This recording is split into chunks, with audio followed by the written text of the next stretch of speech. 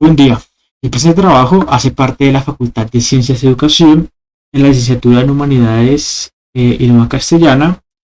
en la lectiva de Análisis Crítico del Discurso Multimodal y las Neurociencias de la Educación a cargo de la profesora Sol Mercedes Castro. El presente trabajo tiene como título La implementación del análisis del discurso multimodal en contextos escolares en condiciones tecnológicas precarias. Todo ello va gracias a que la pandemia del COVID-19 hizo que la educación y varios sectores de la sociedad se vieran forzados a abrir fronteras hacia la virtualidad. Sin embargo, esta virtualidad es de alguna manera desentendida en los mismos contextos de la realidad, ¿no? Muchos de esos contextos de la educación puede ser que hayan sido posibles gracias a que los estudiantes de alguna manera clase media tenían aparatos y tenían una buena conexión a internet. Sin embargo, no se pensó en los sectores más precarios, populares y en este caso el presente trabajo en la ruralidad, en la educación rural. Digamos que la educación rural ha sido constantemente permeada por una gran falta de pobreza tecnológica y de un abandono constante por parte del Estado y se ha desentendido como tal de su responsabilidad. Entonces es por ello que nos planteamos que gracias al discurso, análisis del discurso multimodal, podemos plantearnos una educación diferente que también haga uso de esa tecnología, pero con otras formas de educar la ruralidad a través de ella. Por eso el presente trabajo se hace importante, ya que es menester analizar la importancia de la tecnología en la escolaridad y sobre todo en la escolaridad rural, ya que de alguna manera la modernidad eh, empuja a las personas, quiera o no, a estar inmiscuidas en la red. Y esta red obviamente está mediada por los aparatos tecnológicos. Entonces no hay que desconocer tampoco la manera en la que nuestro tiempo, nuestra época nos exige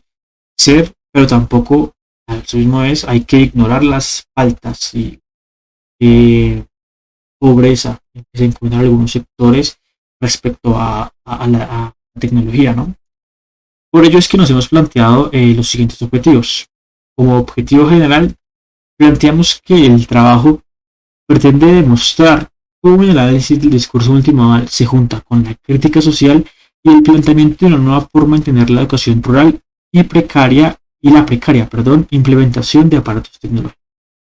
Como objetivos específicos, tenemos en primer lugar que vamos a analizar la manera en la que influye el análisis del discurso multimodal en la crítica social. En segundo lugar, estimar el poco alcance del uso de la tecnología en los sectores rurales de la educación. Y en tercer lugar, establecer nuevas maneras de entender la pedagogía rural con la precaria tecnología. Sin más, a continuación sigue la presentación del proyecto. Muchas gracias. El Colegio Miguel de Cervantes Saavedra, ubicado en el municipio de Soacha, se rige bajo los lineamientos propios del cristianismo y buscan, según sus principios, la formación de ciudadanos útiles para la sociedad bajo la premisa de la justicia, equidad y la libre expresión sobre todo. Su enfoque se basa en la pedagogía activa, donde sus estudiantes y docentes deben tener la preocupación por la exploración de caminos y estrategias y sobre todo acciones que facilitan los aprendizajes con sentido y aplicación en la vida en aquellos que hoy se denomina como el aprender a aprender, aprender a hacer y el aprender a ser. El conductismo, además, juega un papel muy importante dentro de esto, acompañado de un enfoque didáctico que además está enfocado, valga la redundancia, al aprendizaje cooperativo. Referente a la conceptualización, esta se tomó a partir de dos conceptos, la educación virtual y el abandono estatal. El primer término se refiere al proceso de enseñanza que se realiza utilizando sistemas de mediación de carácter tecnológico y de esta forma generar un espacio de interacción entre el alumno y el docente que no requiera de la presencialidad para desarrollarse, partiendo de la idea, de que ésta se desarrolla en espacios preestablecidos y con los medios adecuados para asegurar la correcta aplicación de las metodologías educativas, demostrando una calidad equitativa con la educación presencial tradicional. La pandemia causada por el COVID-19, ya adentrándonos en el siguiente término, por la cual fue implementada la educación virtual en Colombia y en el mundo, empezó a acentuar las problemáticas históricas producidas por el abandono estatal en el país, dejando entrever el paupérrimo acceso a las distintas tecnologías de la información y comunicación con el que el grueso de la población no contaba, negando de esta manera y ante la ineptitud estatal el acceso al derecho a la educación misma. Para hablar de la formación de pares, tenemos que tener en cuenta la modalidad mixta de trabajo que vamos a tener en nuestras clases. Vamos a acompañarnos de encuentros presenciales y encuentros remotos a través de la virtualidad. Cuando hablamos de la virtualidad, tenemos que fijarnos de cómo podrían ser las relaciones allí y las problemáticas que ésta podría acarrear. Dado que estamos trabajando con población vulnerable y ello quiere decir que muchos de estos niños no tienen una conexión a Internet, ya sea por problemas socioeconómicos, por problemas geográficos, y eso puede afectar directamente a la forma en que nosotros nos comunicamos con ellos. En los casos de los chicos que contaban con un micrófono, con una cámara, no... la calidad de estas no era la mejor, a veces sus micrófonos fallaban y por momentos los niños se veían simplemente rezagados a usar el chat del espacio virtual que estábamos ocupando. Y aunque el chat puede ser una de las herramientas que nos ayuden a mitigar las problemáticas que aporta la virtualidad en cuanto a la pérdida de la voz, nosotros queríamos trabajar especialmente lo emocional, la cercanía. Y allí cito a Pardo en la página 180, donde dice: uno de los efectos más frecuentes de las formas discursivas en los entornos digitales es la producción o activación de emociones en los interlocutores a través de la movilización de distintos recursos semióticos. Allí, a través de esos recursos semióticos, nosotros íbamos a generar alternativas y canales de comunicación como los blogs, las aulas virtuales, para evitar esa pérdida de la voz y de la escucha de nuestros estudiantes, para que ellos pudieran realmente habitar ese espacio de clase, tanto desde lo emocional como lo comunicativo. Ahora bien, en cuanto al análisis de la malla curricular, partimos de una malla del área de humanidades de una institución diferente con el fin de contrastar lo que se venía abordando acerca de las dificultades de la educación rural en materia de tecnología y acceso a diferentes herramientas. Adicionalmente, esto se hizo con el fin de evidenciar que las mallas curriculares sirven al docente como herramientas de planteamiento para las clases. Es decir, si bien las mallas curriculares nos limitan el proceso a unas temáticas que se deben compartir y se deben socializar con los estudiantes durante cierto periodo académico, son estas las que nos optimizan y nos permiten explorar las posibilidades dentro del aula. Es decir, al tener unas temáticas planteadas y que cumplen con ciertos estándares que a su vez están ligados al Ministerio de Educación y demás entidades gubernamentales, también son estas las que nos permiten explorar las posibilidades de vincular, de mejorar y de potenciar todos estos procesos que se han perdido en el aula debido a las dificultades de acceso que tienen algunas comunidades y estudiantes para las mismas. Esto quiere decir que va más allá la labor docente, en tanto no se debe limitar al hecho de que las mallas tengan unos contenidos preestablecidos, sino que se deben optimizar para poder mejorar la cercanía de los estudiantes en contextos rurales con la cotidianidad escolar frente a la cual deberían estar llevando su proceso de aprendizaje. Bueno, buenos días. Voy a dar continuidad al desarrollo de la presentación del trabajo y explicar cómo se desarrolló la planeación del mismo. El colegio donde desarrollamos el trabajo es el Colegio Miguel de Cervantes Saavedra, está ubicado en Soacha, está ubicado en la Comuna 3, el barrio León 13. Es un colegio que maneja una única jornada estudiantil que va de 7 de la mañana a 2:30 de la tarde. En cuanto al modelo educativo, la educación cervantista tiene como base los principios de mandatos de la fe cristiana, católica e integral del individuo, con una formación y práctica de los buenos valores con miras a lograr formar integralmente un verdadero ciudadano útil a la sociedad, a su familia, y útil a sí mismo. La institución educativa centra su formación en los valores inherentes al ser humano, optando por un progreso de educación y formación integral en la justicia, equidad y la libre expresión, con el fin de preparar al estudiante competitivamente de tal manera que pueda desempeñarse como un ser integral en el ámbito de su vida personal, social y laboral. En cuanto al enfoque pedagógico, se basa en una pedagogía activa. El docente y el mismo estudiante deben tener una permanente preocupación por la exploración de cambios, estrategias y acciones que faciliten los aprendizajes con sentido y aplicación en la vida, en aquello que hoy se denomina aprender a aprender, aprender a hacer y aprender a ser. Nosotros basamos nuestro trabajo en una franja etaria de 8 a 12 años, es un modelo pedagógico constructivista, enfoque didáctico, pues el aprendizaje cooperativo y el tiempo por sesiones se desarrollaba en 2 horas. En cuanto a lo que nosotros desarrollamos con el curso, hicimos un análisis, una prueba diagnóstico en un primer momento para determinar sus conocimientos previos. Esto quiere decir que pues, los estudiantes que eran parte del desarrollo de las sesiones tenían un único acercamiento al espacio tecnológico cuando reciben sus clases de educación informática, en las cuales se centran en la programación de páginas web y desarrollo de herramientas como Word, PowerPoint y Publisher.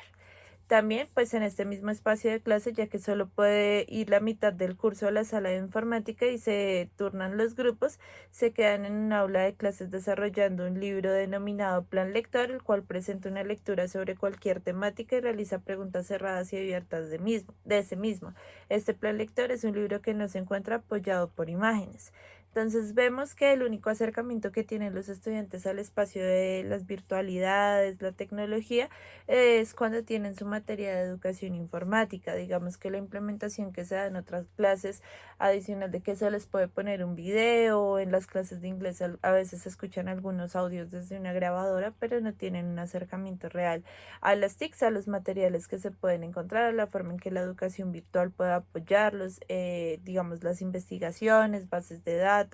o todo esto. Solo se basan en cuanto a lo que ven en la educación informática. Adicional a eso, nosotros quisimos desarrollar una caracterización de la población en cuanto a su entorno socioeconómico y cultural. Allí, pues hablamos de que la institución educativa se encuentra en un sector estrato medio reconocido con el escalafón 3 en el sector de Soacha. Por consiguiente, frente a la educación dirigida en el proceso del proyecto, se reconoció que las condiciones para la educación virtual se encuentran segmentadas, ya que no toda la población cuenta con los equipos necesarios para el desarrollo de las sesiones. Por ende, en las clases se contaba solo con la parte de la población que tenía acceso a equipos tecnológicos e internet en el horario de clase. Frente al proceso formativo, la institución y los docentes titulares postularon valores como respeto, responsabilidad y solidaridad, tanto para el cuerpo estudiantil y para los docentes practicantes, enfatizando en la creencia de la educación como ente transformador de la sociedad. Aquí vemos que no todos los estudiantes en su regularidad tienen acceso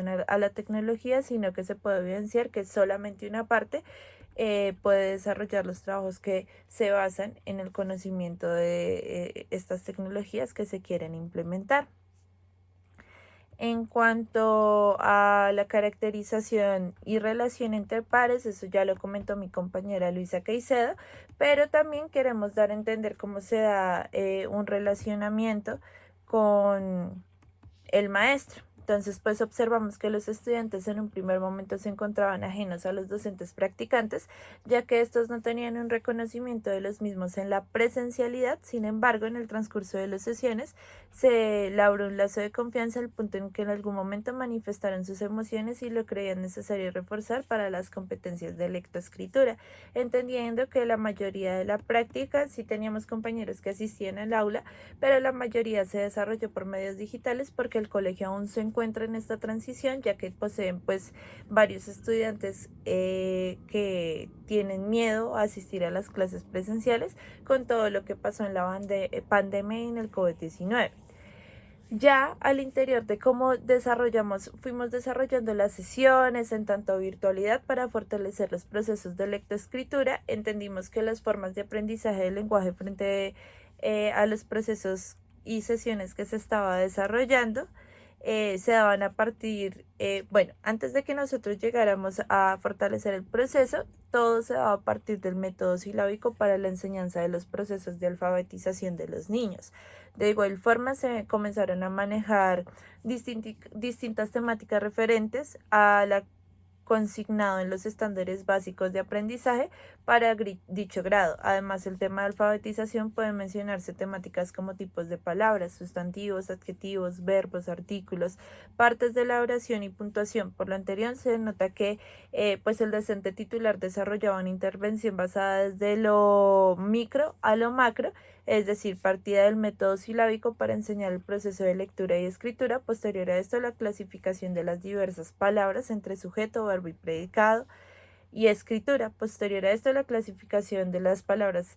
la clasificación de los textos, conformación de los mismos, analizando la importancia del uso adecuado de la clasificación mencionada anteriormente para generar una comunicación asertiva. En sí, la problemática que evidenciamos es cómo se desarrollaron los procesos de educación en la virtualidad, cómo afectó el proceso comunicativo y de cierta manera la afectación que tiene esta alternancia entre lo virtual y lo educativo, ya que se lleva al colegio como un proceso de golpe y nada más. En este sentido, el trabajo tiene dos formas en las que quisimos generar el análisis. El primero es en el desarrollo de la neurociencia aplicado en el campo de la educación. En este sentido, observamos que pues la neurociencia educativa puede ayudar a los docentes a entender cómo aprenden los estudiantes, cómo se dan las relaciones que existen entre sus emociones, pensamientos, para así poder ejecutar la enseñanza de una forma asertiva. En cuanto a la primera categoría, las relaciones entre cómo aprenden los estudiantes, nosotros observamos en diferentes, sentidos o cómo se desarrollaban en el aula de clase. Primero, en la percepción visual, pues de cierta manera entendimos que en la virtualidad no existe una real discriminación rápida de símbolos, números y letras, que los estudiantes no manejan la misma velocidad ocular que cuando desarrollan la lectura en el ámbito presencial, ya que el docente puede generar un mayor control o una mayor explicación detenida sobre los procesos que se están dando, y que de cierta manera no se pueden desarrollar tantos ejercicios de interacción grupal, ya que la educación virtual pues remitía que estaba el docente como emisor de la información, participaban algunos estudiantes, pero no todo el tiempo podían participar todos, ya que no eran las dinámicas que permitía la virtualidad en el espacio del Meet. No se le podía dar la palabra a todo el mundo para que existiera una interacción, sino que de cierta manera era una persona, luego otra persona y ir desarrollando las dudas con cada estudiante. No se manejaba de cierta manera una integración entre las dudas y conocimientos que estaban adquiriendo grupalmente. Auditivamente, pues se trataba de generar un espacio de percepción donde se distinguiera algunos ejercicios para que ellos escucharan cómo se pronunciaban las palabras, cómo se podía desarrollar una oración coherente, cómo se podía desarrollar un texto. Sin embargo, pasaba lo mismo algunas veces por el internet, la calidad del internet de algunos estudiantes, no se podía ser receptor de cómo estaban desarrollando los ejercicios, o no se podía escuchar a todos los estudiantes, o incluso muchas veces se cortaba la comunicación del docente practicante con los estudiantes. En cuanto a los ejercicios de tacto, era muy difícil pues ayudarles a ellos a buscar, discriminar, reconocer información, que, digamos, sabemos que este espacio nos ayuda para mejorar las capacidades cognitivas, entendiendo que la virtualidad se basa sobre todo en una videollamada donde solo se escucha, se atiende, se ve a las personas que podían activar la cámara, porque no todas las personas pueden hacerlo porque muchas veces se caía la videollamada. Y esto pues remitía a que no podíamos desarrollar la mayoría de sentidos o actividades en el aula de clase, es decir, hablábamos de que se podía captar auditiva, visualmente, pero no podíamos recurrir a más recursos que sí se pueden realizar en la presencialidad, como recursos que impliquen el tacto, recursos que impliquen una participación activa, ejercicios de movimiento. Bueno, en fin, en este sentido, pues entendimos varias cosas. La neurociencia nos ayuda en el análisis del método de aprendizaje, es decir, que en el proyecto curricular o en el proyecto, perdón, institucional del colegio se habla de un método de aprendizaje totalmente a lo que está desarrollando actualmente todo el colegio por la, digamos, época de la pandemia. Nos dimos cuenta que estos currículos, más que ser unos currículos ajustados a los estudiantes, son unos currículos descontextualizados que muchas veces se centran en el niño tiene que aprender a leer, escribir, pero de cierta manera no le generan al niño una relación de entre lo que ellos están desarrollando en el aula de clases con su vida cotidiana, cómo el colegio debe formar para la vida o cómo el colegio debe enlazarse con los problemas que tiene la comunidad. Es decir, el colegio decía, vayámonos a educación virtual, pero de cierta manera no analizaba que no todos los niños tenían los medios económicos para acceder a una tablet, un computador o incluso el internet. Y también desarrollamos un análisis de, perdón, las mejoras que deben haber en las políticas educativas. En ese sentido, todo apela a lo que ya mencionó mi compañero Sebastián en cuanto a la contextualización de la educación virtual y la forma en que se da un abandono estatal de esa educación virtual. Y finalmente, ya para poder desarrollar un enlace sobre lo que desarrolla Nelly Graciela Pardo y el estudio multimodal, pues nosotros nos basamos en un texto que se llama La emocionalidad en las narrativas mediáticas del despojo en Colombia. En este sentido, analizamos la semiótica del poder, es decir, creamos una relación entre la semiótica del poder en el ámbito, en el trabajo que nosotros estábamos desarrollando, que se basa precisamente en la responsabilidad estatal, en las formas en las que se da la comunicación de los docentes en el aula de clases, la forma en la que se da la comunicación entre los pares, es decir, entre los mismos estudiantes y el desarrollo con el docente. En cuanto a las relaciones de poder,